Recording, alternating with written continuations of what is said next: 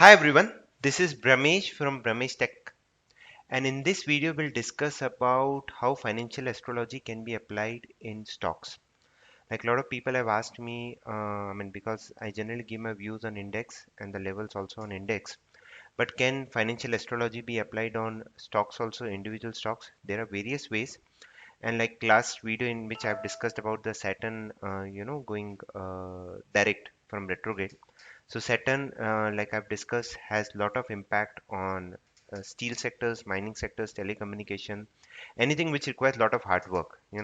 So those kind of sectors, Saturn has a major impact. Now, I'll give you an example. We'll take few examples like today's Vedanta. It's a very good example.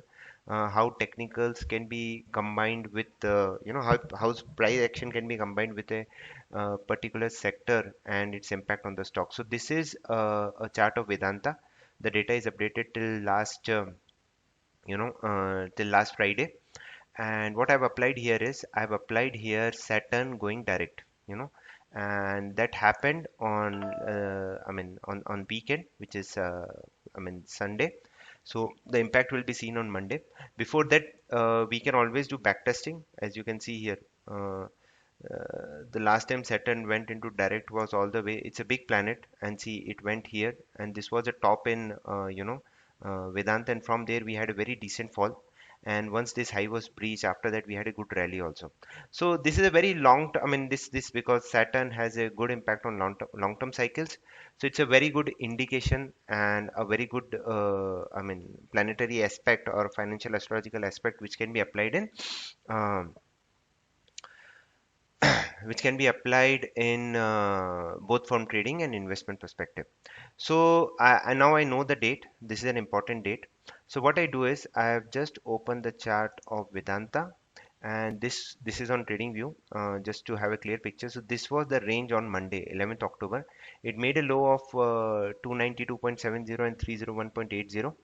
And if, like I've told you, if you're an intraday trader, watch out for a 15-minute chart. Let me quickly go to a 15-minute chart.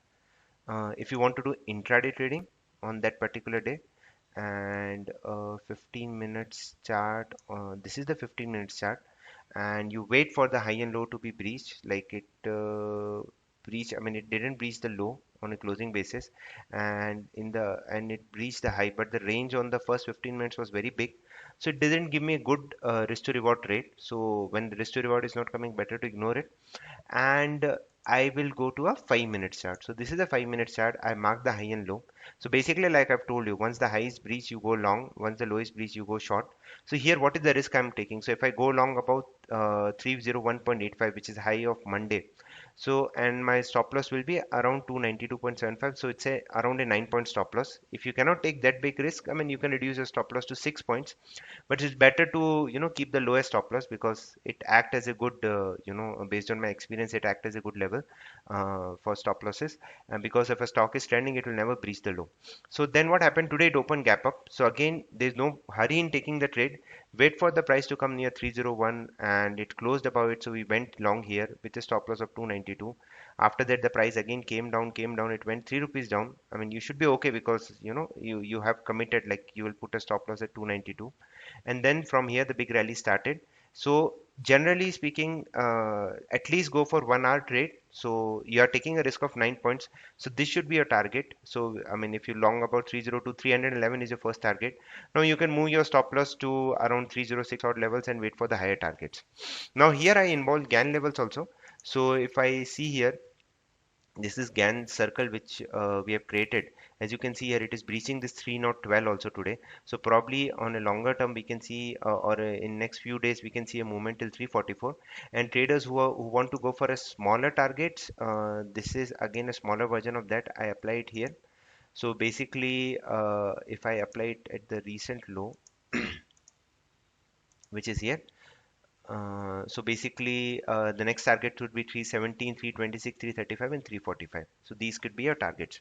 So this is in a simple manner how you can use financial astrological dates to find an important date, how you can combine it with technicals to find important levels, how on a shorter time frame you execute your trade.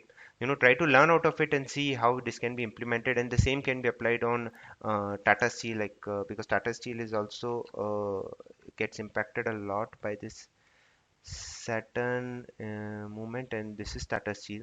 I'll go to a daily chart, and yesterday's range will be an important range for us. And see, it has not breached the low till now. It has closed above the high. So now here 1327 and 1298 is the low. So probably you're looking for at least 20 to 30 points move on upside, and then you can write your trade. And let me quickly share the GAN levels for the people who are already long or who want to take a long in Tata Steel. If I apply it near this low, so basically 1340, 58, 77 could be a potential targets. So that's about it. A very small video to show you how you can use financial astrology combined with GAN levels and combined with technical analysis. Thank you very much and wishing you guys all the best. Thank you.